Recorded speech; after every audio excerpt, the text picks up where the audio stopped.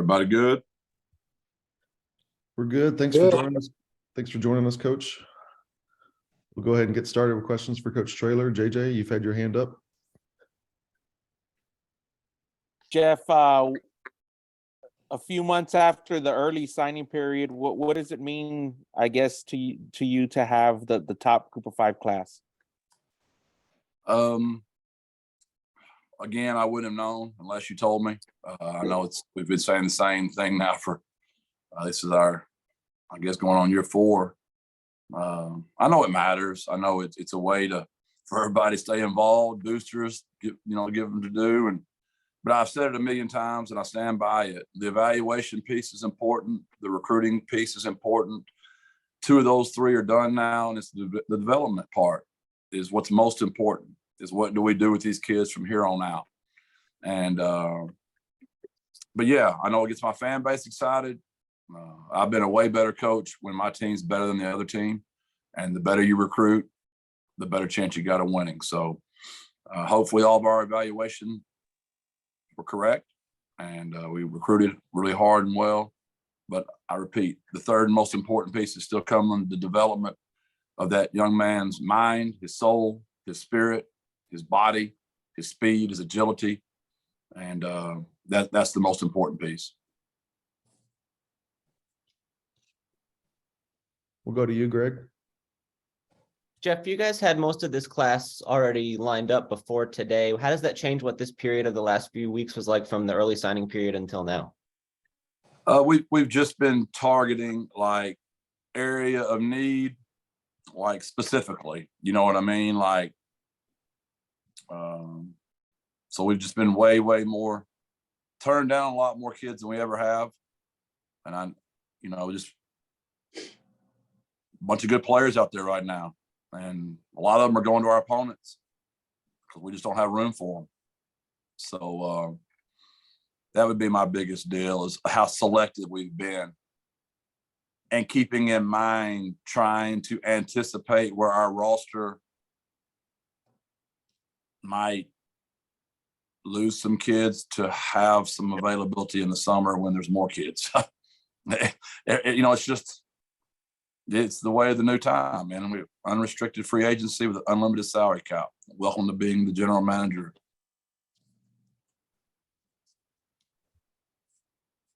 All right, Sam, we'll go to you. Hey, Jeff. You guys added a Juco guy today. You guys, I think if I counted correctly, you guys have 8 in this class. How have you guys been able to find value in those ranks in recruiting in this last cycle? Again, it's one of those things I said since day one, from my experience with Charlie and Chad. Charlie only got 3 years and Chad only got 2 years. So I'm like, to heck with that. We're not going to just recruit all high school kids because you don't get 5 years anymore to get them all the way through. So you better get in there quicker. So Juco and transfer portal. So the word I used back then when Greg and JJ were very skeptical of my hire was a blended roster, right? Because just it's common sense to me. It's just blended. So we want to be, and I think we've been pretty true to this. My fact finder, Greg, will probably bust me on this, but I would imagine we're somewhere around 2/3 high school kids, probably 60% high school kids as we've been here, maybe 25-30% Juco, and probably 5 to 10% transfer portal. I bet if you had to break it all down, we're somewhere in that neighborhood. And I think this class is similar, maybe 12 high school, 8 Juco, 4 transfer portal, which would put us, more 50-50, obviously. But it's just what I think is the best way to do that. And we've hit really good on those kids. You don't win all those games without having a bunch of great players. Are you finding a higher level Juco guy now in 2022, 2023 than maybe you would have several years ago before the one-time transfer rule was a thing? Because from what we can tell, it seems like not as many of them are going to Power 5 programs. So I'm curious, do you see that effect that windfall coming to you in terms of you guys are being able to find a higher level JUCO guy now? I think Mike Craven and I were talking about it, and I think it was his article. I'm not sure if it was yours, Sam. I apologize. Somebody wrote a really good article on it's not so much the transfer portal as what's hit us is COVID. I mean, just your common sense. Everybody's got an extra year. So if those guys are not leaving, and there's college and the high school, just because look at my roster of guys, whatever the article I read, and I apologize, I might not be citing that correctly. I believe it's Mike's. We might even have the highest of that. I think we have 14 that would be leaving right now if not for COVID. So guess what? That costs 14 kids scholarships, either high school or junior college. So I'm not sure it's the transfer portal as much as it is COVID. And I remember sharing that with Mike, and that's just my old Gilmore, East Texas in me. I'm like, there's still the same number of scholarships. I mean, transfer portal or not, it's still 85. So that's not it. It's got to be something different. So I just started thinking, well, heck, everybody's got an extra year. Mm-hmm. So then I looked at my team. I think I'm at 14. So that's 14 scholarships we couldn't give to high school kids, JUCO kids. Does that make sense? So yeah. I think we're going to see a way more true indication, Sam, once we get past this COVID era of graduation rates dropping tremendously because of transfer portal. That's where we're hiding some graduation rates right now because they're getting the extra year. So it looks like they're all graduating right on time, where the percentage degree completed, we're real close on a bunch of kids, I bet you. Okay, Nate, we'll go to you. Don, you're on deck. Hey, Coach. Make sure you hear me all right.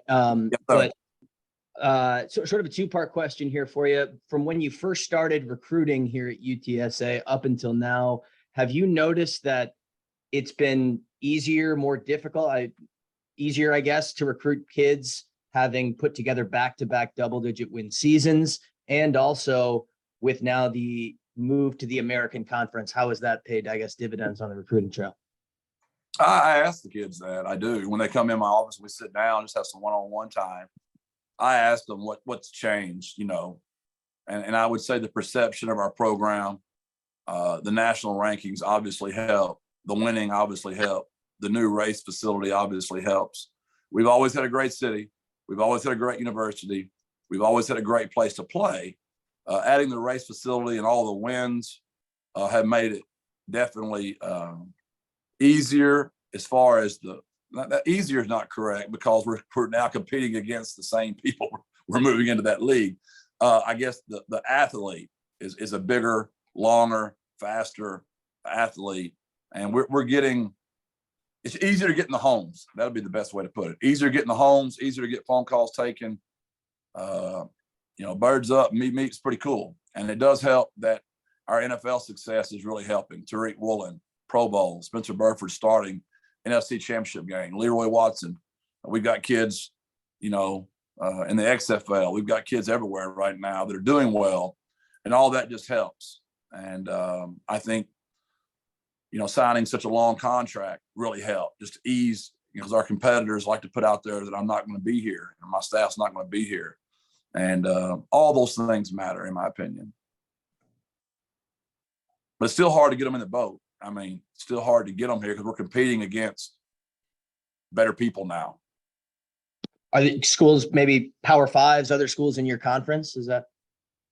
Yeah, just going to the AAC. I mean, it's just, I'm not going to name any of them because I don't want to give them any credit. But yeah, they're tougher. Okay, Don, we'll go to you. Hey, Jeff, I may be late to the party here. I'm not sure I've heard officially. You were talking about, COVID year and guys coming back. Can you confirm officially that, your three stud receivers, we all know Frank's coming back. Who else of the high level contributors that you have confirmed that they're coming back? And also from the personnel standpoint, from your coaching staff, I saw that Maddox left as well on the offensive side. So what's your situation with offensive coordinator and any staff updates as well? Don, first of all, in the city of San Antonio, no party can ever get started officially until Don Harris shows up. So you're not late. The party just began when you arrived. So that's first. Let's get that out there. Second, I'd like to tell you they're all going to be on the roster. There's still another transfer portal to go through. May the 1st through May the 15th. The kids can still enter the portal. So all boosters watching, feel free to go to 210inspired.org, 210cityfans.org. And if you want to see all your great players play, please contribute. But so far, they're all here and they're all working out. Man, we've lost no one. We have lost people to the portal. I'm really happy for those guys. I mean, like Dre Spriggs went to UTEP. I'm thrilled for Dre. I mean, all three of those receivers are coming back. He's sat on the bench now this whole time waiting for those guys to graduate, and they're all coming back. Cam Peters sat on the bench for 3 years. Frank came back again. So I'm happy for those guys. I've been trying to help them in the portal, but we've not lost any of our guys per se that have been starters so far. They're still getting hit up and all that kind of stuff that's going on. And it is what it is. As far as my coaching staff, obviously we lost Will Stein to Oregon as an OC. We promoted Justin Burke.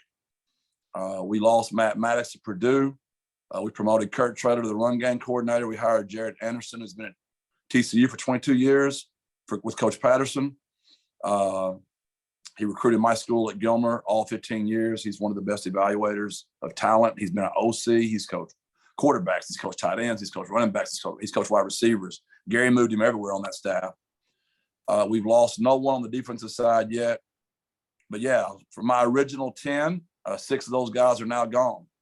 And it's what I said, where we have to get creative. We've got, the collectives they're busting their tails, which I've brought up many, many times with our NIL stuff. And I repeat, I understand there's a lot of people that just don't like the fact of NIL, but every one of our collectives have asked me my opinion, and I've given it to them. I want my kids to serve. I don't want our kids just being given money. I want them to give back to the city, whatever that is. Ask the kid what is on his heart, and if they don't know, help them. If you're a booster and they don't know, help them, guide them, teach them. They're young men, and they need to learn this stuff, how to give and take care of their community that's taking care of them. So I hope we don't lose anybody else, Don. Every time I see a job come open, I'm cringing because I love my staff, and it is the frustrating part, and we do keep moving up within. We also promoted Sean Davis to quarterback coach. So Justin Burke's going to stay with tight ends and be the OC. Sean is going to coach the quarterback now, who's been an analyst for me. So we're going to always try to move it. I don't know what the stat is, but of the 6 spots I've lost, I believe 5 of them have all been promoted from within. Yeah. Can you update us on JT's recovery? And I'm sure Rashad's is a lot better off than JT. Will JT be a guy that can play opening day? And that'll be tough. I said it in the staff meeting yesterday. We were going over these injuries. There's 2 things JT has going for him. One, he's one of the most amazing humans in the entire world. He's a great person. He never misses rehab. He's always early. Number 2, he is genetically a freak. I mean, he is a freak. So I know the piece of paper says he will not be ready game 1, but I would never bet against John Thomas Clark. So as far as Rashad, he had his surgery so earlier in the year that he is way ahead of JT, obviously, and I would expect him to be 100% game 1. Thanks, Coach. Thank you, Don. Okay, Greg, we'll go back to you.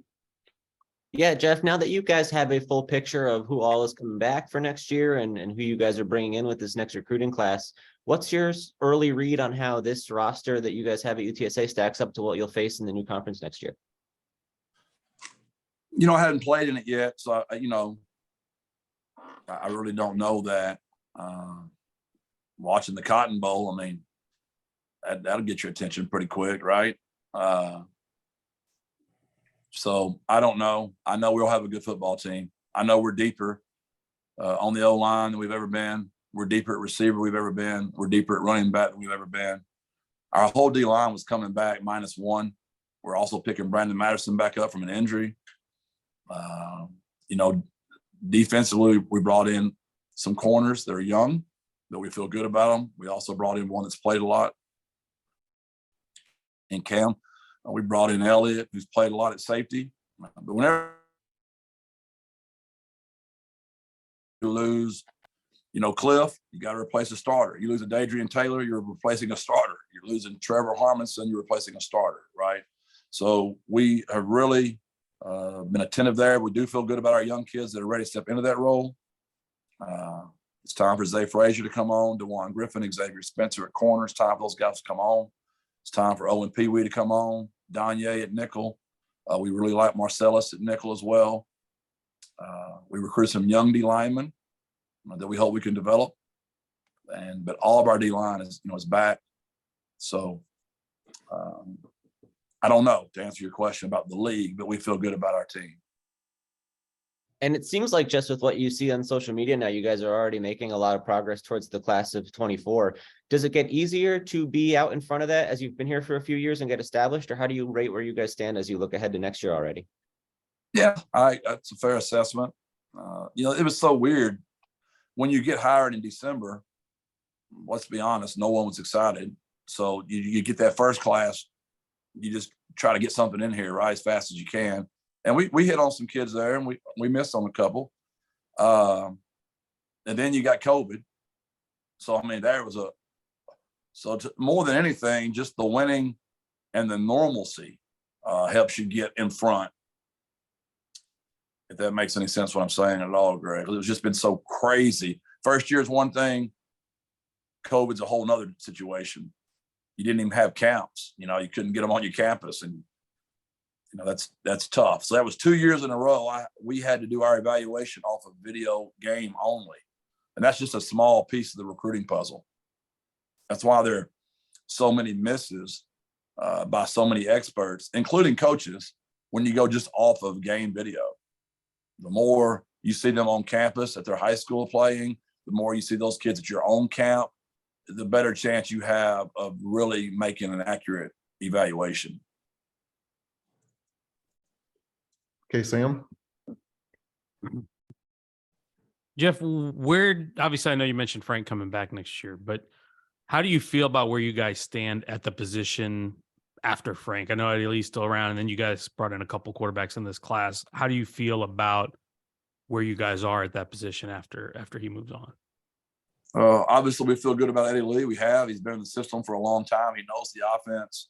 He's played well when he's had his opportunity.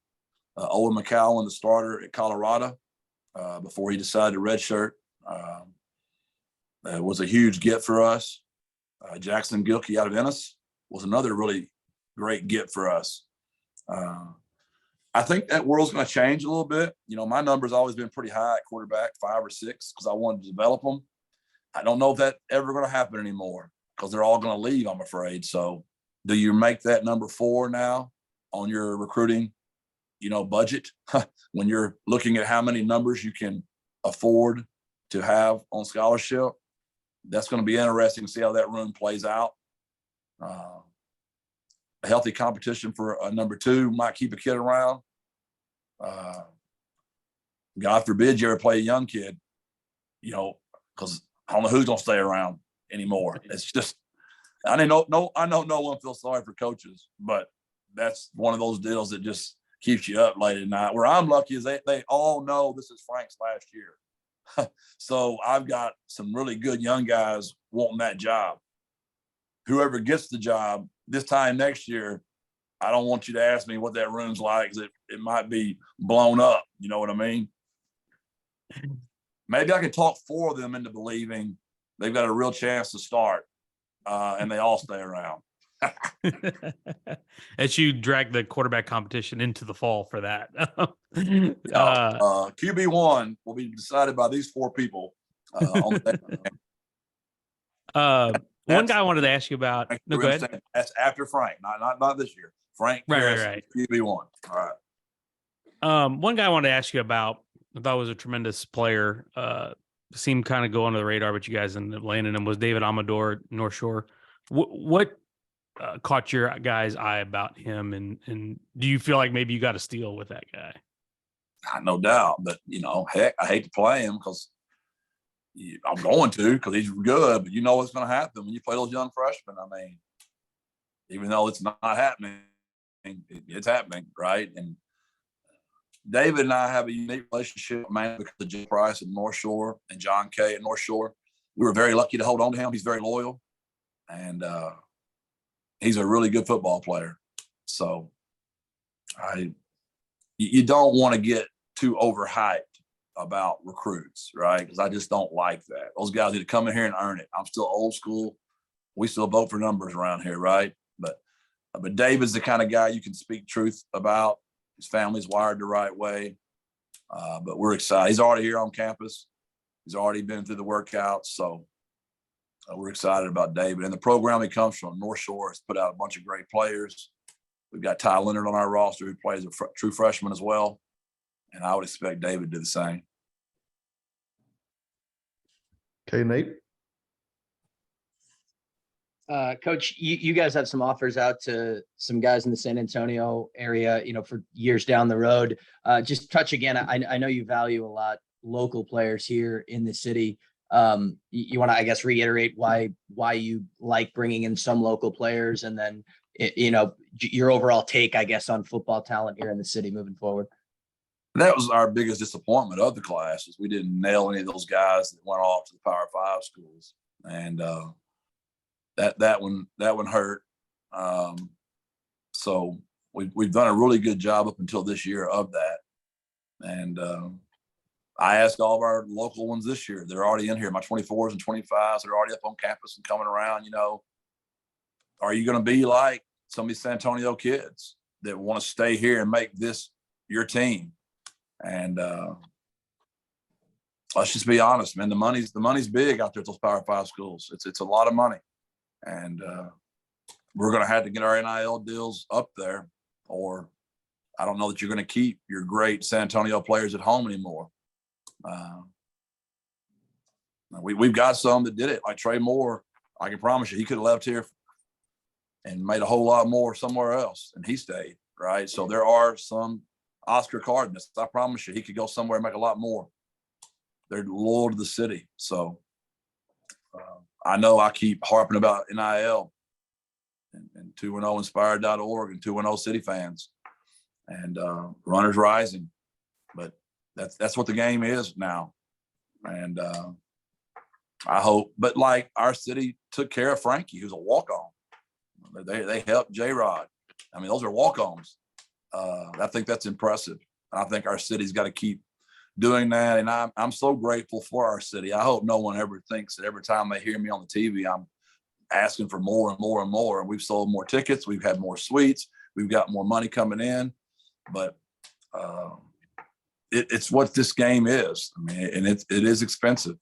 And the game of football is worth it, though. It really is. It's worth it for these young men.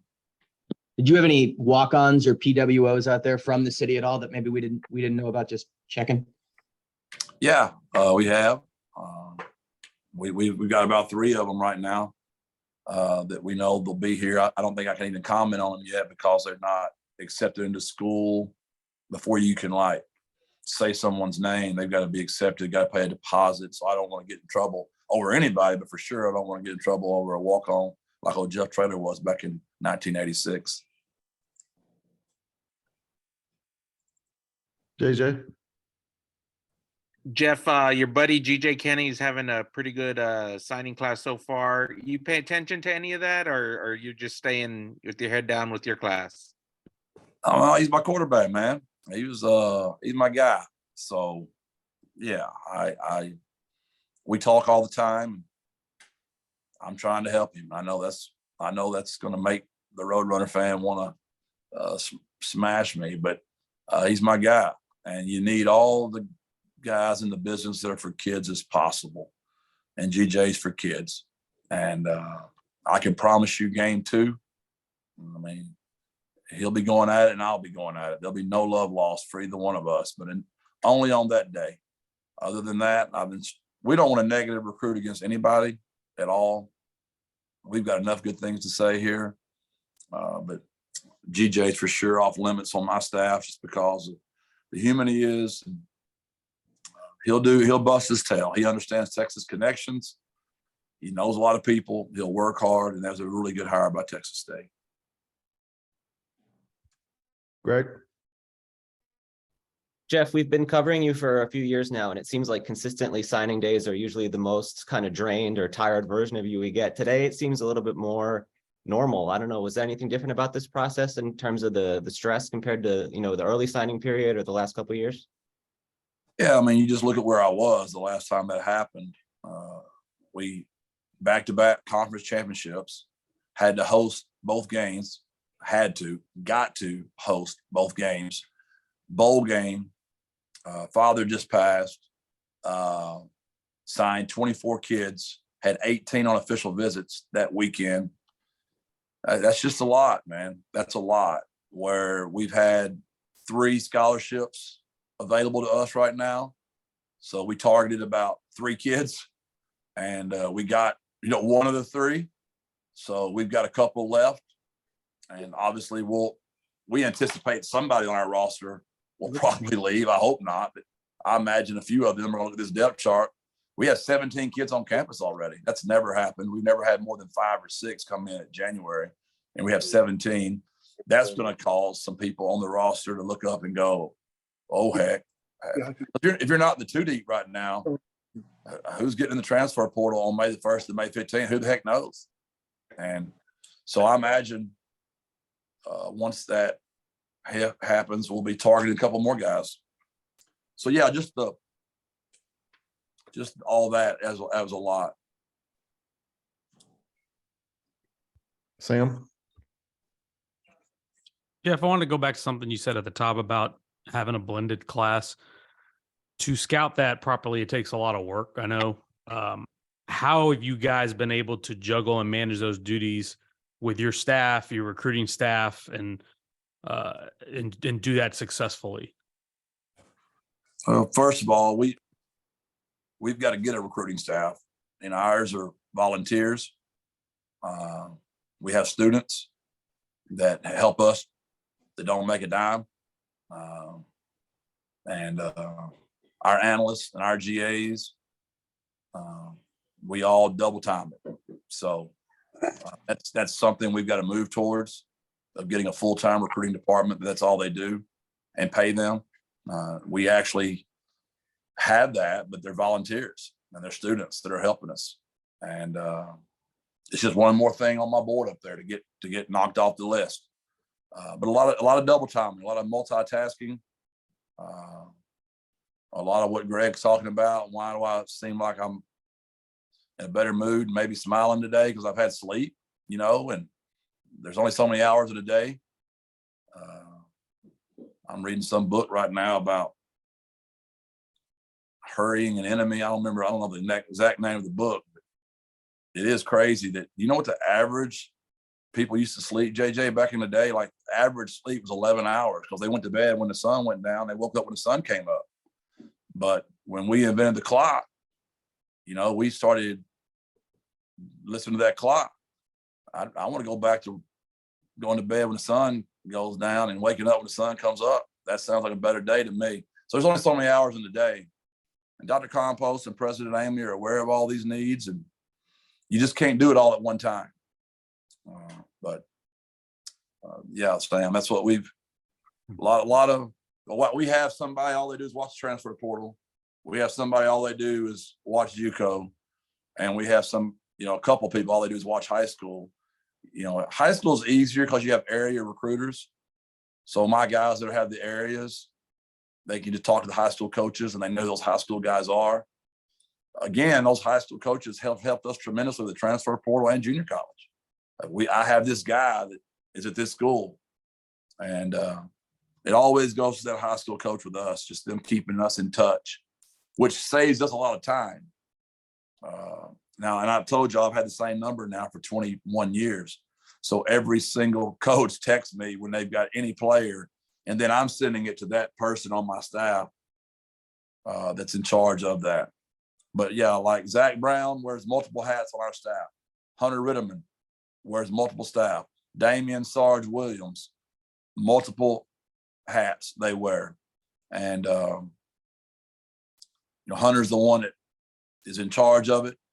And Zach, we call it the law firm because we've got so many different names on it. I think it's Brown and Zach Brown, Ritterman, and Williams law firm, because those three people are over the recruiting department.